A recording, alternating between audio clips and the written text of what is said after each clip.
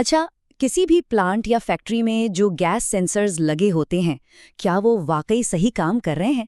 ये एक ऐसा सवाल है जो सेफ्टी प्रोफेशनल्स को अक्सर परेशान करता है।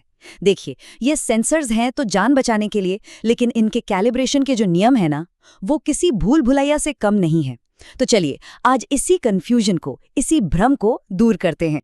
और देखिए, ये सिर्फ कोई थ्योरी वाले सवाल नहीं है। इनके जवाबों पर असल दुनिया में बहुत कुछ निर्भर करता है, गंभीर नतीजे हो सकते हैं। तो इस पूरी बातचीत में हम भारतीय नियमों की तह तक जाएंगे, ताकि एकदम साफ और सीधे जवाब मिल सके जिनकी हमें जरूरत है, और फिर सही फैसला लिया जा सके। तो ठीक है, शुरू करते हैं इस आम समस्या को सुलझाने का सिलसिला। जब ये बातचीत खत्म होगी ना, तो ये जो सारी उलझन है, ये एक भरोसेमंद और कानूनी तौर पर बिल्कुल सही स्ट्रैटेजी में बदल चुकी होगी। हाँ, तो ये है वो 3 बड़े सवाल जो गैस सेंसर कैलिब्रेशन से जुड़ी सारी कंफ्यूजन की जड़ हैं। इन्हीं के जवाबों में कानूनी तौर पर सही होना और वर्कप्लेस की सेफ्टी दोनों छिपी हैं। चलिए एक एक करके इन गुत्थियों को सुलझाते हैं। चलिए, अब आते हैं सबसे जरूरी हिस्से पर, लीगल साइड क्या है इसका। और पता है, ये जानकर शायद थोड़ी हैरानी हो कि भारतीय कानून इस बारे में असल में कहता क्या है। ये उतना सीधा साधा मामला नहीं है जितना लगता है, और सच पूछिए तो सारा कंफ्यूजन यहीं से तो शुरू होता है। तो सबसे पहली बात, और इसे बिल्कुल साफ साफ समझ लेते हैं, ये एक बहुत बड़ा मिथक है कि हमेशा थर्ड पार्टी से ही कैलिब्रेशन कराना जरूरी है। जी नहीं, कानून ऐसा करने के लिए मजबूर नहीं करता है। बस ये एक सच समझ लेना हमारी आगे की सारी बातचीत का बेस है। तो फिर कानून को किस बात से मतलब है? देखिए, कानून को इस बात से फर्क नहीं पड़ता कि कैलिब्रेशन कौन कर रहा है, इन हाउस टीम या कोई बाहर की एजेंसी। कानून को सिर्फ एक चीज से मतलब है कि काम सही ढंग से हो। मेन मकसद ये पक्का करना है कि इक्विपमेंट एकदम एक्यूरेट और भरोसेमंद हो, क्योंकि सेफ्टी के मामले में दूसरा चांस नहीं मिलता है ना। तो सवाल ये उठता है कि अगर कानून मजबूर नहीं कर रहा, तो फिर ये फैसला कैसे लिया जाए कि क्या सही है, इन हाउस कराएं या बाहर से। तो चलिए अब इसी पर बात करते हैं और देखते हैं कि इन हाउस और थर्ड पार्टी कैलिब्रेशन के बीच समझदारी से कैसे चुना जाए। तो देखिए, इन हाउस कैलिब्रेशन बिल्कुल वैलिड है, 100%। बस 4 शर्तें हैं जिन्हें पूरा करना होता है। पहली, ओईएम यानी जो ओरिजिनल इक्विपमेंट मैन्युफैक्चरर है, उसकी बताई प्रोसेस को फॉलो करें। दूसरी, सर्टिफाइड कैलिब्रेशन गैस का इस्तेमाल करें, मतलब ऐसी गैस जिसका कॉन्सेंट्रेशन हमें बिल्कुल सही सही पता हो। तीसरी, ये काम कोई ट्रेंड आदमी ही करे। और चौथी, इसका पूरा रिकॉर्ड, पूरा लॉग मेंटेन किया जाए। अगर ये चारों चीजें सही हैं, तो इन हाउस कैलिब्रेशन कानूनी तौर पर एकदम पक्का माना जाएगा।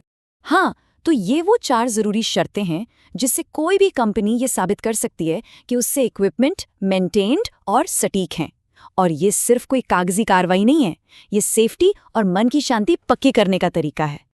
अच्छा, भले ही इन हाउस कैलिब्रेशन वैलिड है, पर कुछ सिचुएशंस ऐसी होती हैं जहां थर्ड पार्टी सर्टिफिकेशन के अलावा कोई ऑप्शन नहीं होता, मतलब वो नॉन नेगोशिएबल है। जैसे अगर OISD यानी oil industry safety directorate, PSO यानी petroleum and explosive safety organisation, या PNGRB यानी petroleum and natural gas regulatory board का कोई इंस्पेक्शन हो, या फिर अगर कोई क्लाइंट या कॉन्ट्रैक्ट में ही ये शर्त हो। अब बात करते हैं गोल्ड स्टैंडर्ड की, वो है NABL यानी national accreditation board for testing and calibration laboratories. देखिए, NABL एक्रेडिटेशन कोई कानून नहीं है, लेकिन अगर कभी कोई कानूनी सवाल खड़ा हो जाए या कोई बड़ा ऑडिट हो, तो NABL सर्टिफाइड रिपोर्ट से ज्यादा मजबूत सबूत और कोई नहीं होता।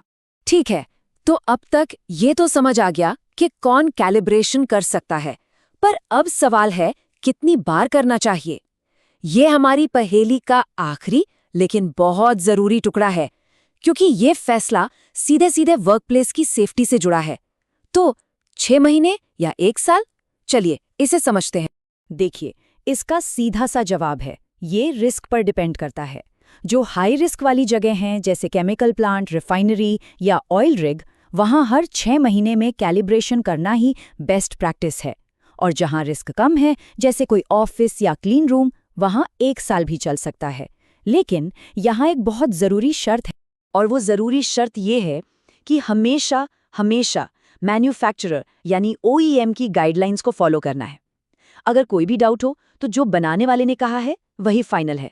सीधी सी बात है, वो अपने इक्विपमेंट को सबसे बेहतर जानते हैं, उनकी सलाह ही आखिरी मानी जानी चाहिए। ये एक गोल्डन रूल। तो अब तक हमने सारे अलग अलग पहलुओं को देख लिया। अब इन सब जानकारियों को जोड़कर एक फाइनल, एक प्रैक्टिकल स्ट्रैटेजी बनाते हैं। एक ऐसी स्ट्रैटेजी जो सेफ्टी, कानूनी ज़रूरतें और प्रैक्टिकलिटी तीनों के बीच एक सही बैलेंस बनाए। तो जो सबसे अच्छी स्ट्रैटेजी निकल कर आती है वो है एक हाइब्रिड अप्रोच। इसमें दोनों तरीकों का फायदा मिलता है। मतलब ऑपरेशनल तैयारी के लिए रेगुलर बेसिस पर जल्दी इन हाउस कैलिब्रेशन करते रहें, और कानूनी तौर पर मजबूत रहने के लिए और पूरी तसल्ली के लिए साल में एक बार थर्ड पार्टी से वेरिफिकेशन करा लें।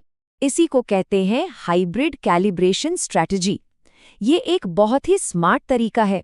इसमें कंपनी की अपनी इंटरनल एफिशिएंसी और बाहर की एजेंसी का वेरिफिकेशन दोनों मिल जाते हैं, जिससे हर तरह से सबसे मजबूत सुरक्षा मिलती है। तो चलिए पूरी बात का निचोड़ निकालते हैं।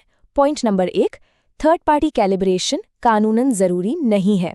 पॉइंट नंबर 2, अगर सही तरीके से किया जाए तो इन हाउस कैलिब्रेशन भी पूरी तरह वैलिड है। लेकिन, और ये सबसे ज़रूरी है, पॉइंट नंबर 3, जब बात आती है कंप्लीट सेफ्टी और लीगल प्रोटेक्शन की, तो किसी बाहरी एजेंसी से कैलिब्रेशन कराना ही सबसे अच्छा ऑप्शन माना जाता है। और बस यही हमारी इस पूरी बातचीत का फाइनल टेक अवे है। देखिए, ये मामला सिर्फ नियम कानून का नहीं है, ये जिंदगियां बचाने का मामला है। इसलिए जब भी कोई शक हो, हमेशा सेफ्टी को चुने, हमेशा ज्यादा सावधानी बरतें। ये एक ऐसा फैसला है जिसका अफसोस कभी नहीं होगा।